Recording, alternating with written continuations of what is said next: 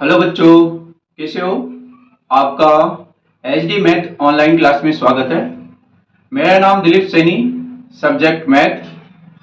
आज हम उच्चतम व निम्नतम मान जो किसके अंदर है, 12th क्लास में है और 12th क्लास में चैप्टर नंबर 6 है जो क्या है, अवकलज के अनुप्रयोग। तो देखिए उच्चतम व निम्नतम मान कैसे ज्ञात करते हैं। तो उच्चतम और निम्नतम मान ज्ञात करने के लिए सबसे पहले तो उच्चतम और निम्नतम बिंदु ज्ञात करते हैं। तो देखिए ध्यान से, सबसे पहले क्या निकालते हैं, उच्चतम व निम्नतम बिंदु। उच्चतम और निम्नतम बिंदु ज्ञात करने के लिए अपने पास क्या होगा, एक फंक्शन दिया होगा।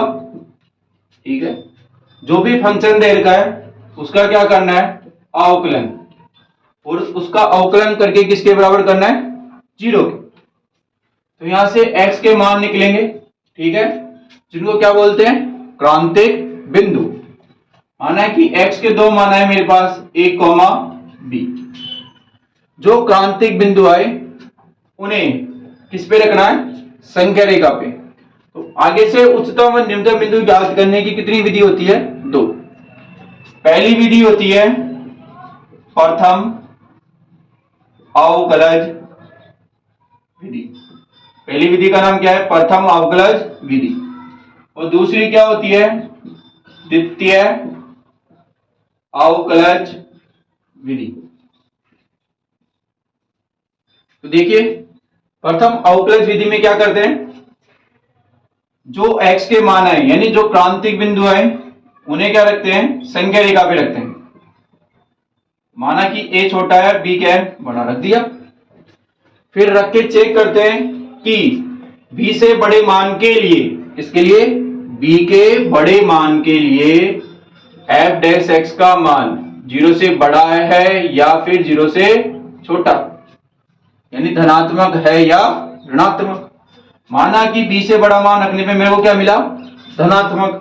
और a और b के बीच का कोई भी मान रखने पर f डैश x का मान मेरे को क्या मिल रहा है, ऋणात्मक। a से छोटा मान रखने पर फिर से मेरे को क्या मिल रहा है, धनात्मक। ठीक है, यहां तक की बात समझ में आई।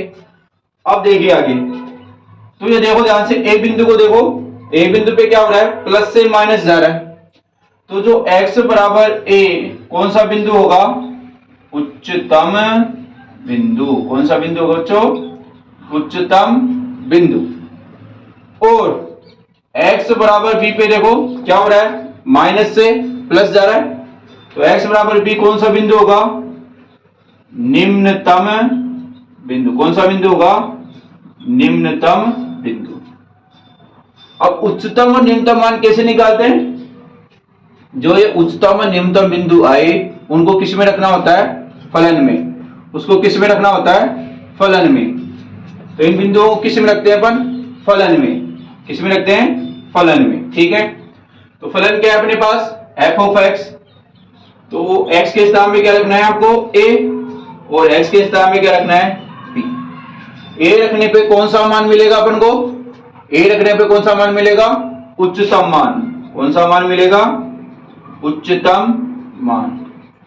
और b रखने से कौन सा मान मिलेगा, निम्नतम मान। b रखने से कौन सा मान मिलेगा बच्चों, निम्नतम मान। तो ये तो हुई पहली विधि। दूसरी विधि में क्या होता है, यहां तक का प्रोसेस सेम होता है। आपको करना क्या है, आपने एक बार अवकलन कर दिया, उसी फंक्शन का दोबारा अवकलन करना, एक बार कर दिया फिर से अवकलन करना है उसका। अवकलन करके क्या करना है आपको, x के मान रखने हैं इसमें। x का मान a रखा और x का मान क्या रखा, b। माना कि इस पे रखने पर 0 से बड़ा मान मिला और इस पे रखने पे क्या मिला, 0 से छोटा। मैंने a रखा तो f डैश a का मान क्या मिला, 0 से बड़ा, और b रखने पर इसका मान क्या मिला, 0 से छोटा। तो इससे तो मिलेगा क्या, कौन सा मान, निम्नतम। तो ये बिंदु कौन सा होगा, निम्नतम बिंदु। और ये वाला बिंदु कौन सा होगा, उच्चतम बिंदु। मान निकालने का तरीका वही है, क्या करना है आपको, जो आपके उच्चतम और निम्नतम बिंदु है x बराबर a और x बराबर b, यहाँ पे तो अलग अलग, जरूरी नहीं कि दोनों अलग, यहाँ तो अलग अलग आ रहे हैं तो दोनों क्या आएंगे, सेम आएंगे। पहली विधि से निकालोगे तब भी वही आंसर आएगा, दूसरी विधि से निकालोगे तब भी वही आंसर आएगा। पर यहाँ पे क्या है कि मैंने थोड़ा अलग अलग कर दिया इसको, ठीक है। तो देखिए इससे क्या आएगा निम्नतम बिंदु, इससे क्या आएगा उच्चतम बिंदु। इन बिंदुओं को किसमें रखना है, फलन में। तो मैंने माना कि ए रखा तो एफ ऑफ ए मिलेगा, बी रखने पे क्या मिलेगा, एफ ऑफ बी। तो इससे तो क्या मिलेगा, निम्नतम मान, इससे क्या मिलेगा, निम्नतम मान, और इससे क्या मिलेगा, उच्चतम मान। ठीक है बच्चों, समझ में आया। एक बार वापस देखिए, अपने पास फंक्शन दे रखा होगा, फंक्शन का अवकलन करना है, उसको 0 के बराबर करना है। उससे अपन को किसके मान मिलेंगे, x के मान।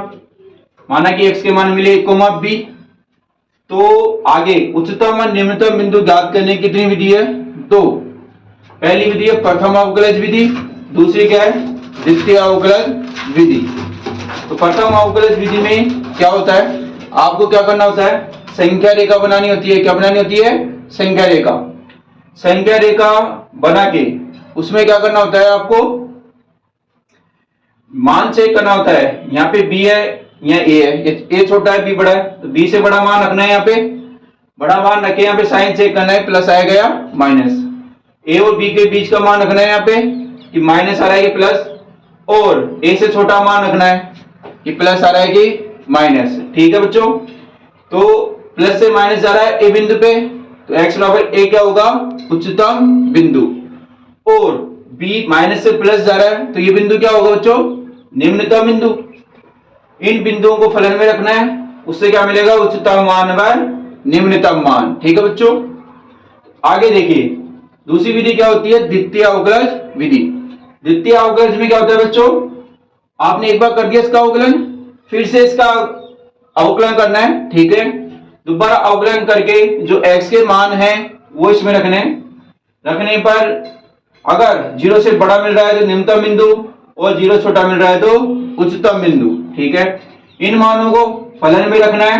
फलन में रख के अपन को निम्नतम बिंदु के संगत निम्नतम मान, उच्चतम बिंदु के संगत उच्चतम मान प्राप्त होगा। एक होता है नति परिवर्तन बिंदु। कौन सा बिंदु होता है, नति परिवर्तन बिंदु।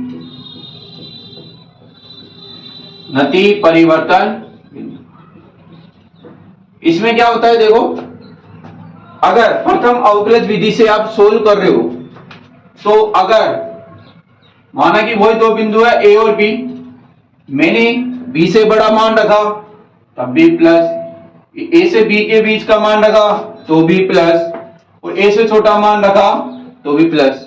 मतलब क्या समझे आप, मान लो a बिंदु है, इसके संगत इधर से इधर चल रहे हो आपको चलना है किधर से, लेफ्ट से राइट, यानी माइनस इनफाइनाइट से किधर चलना है, प्लस इनफाइनाइट।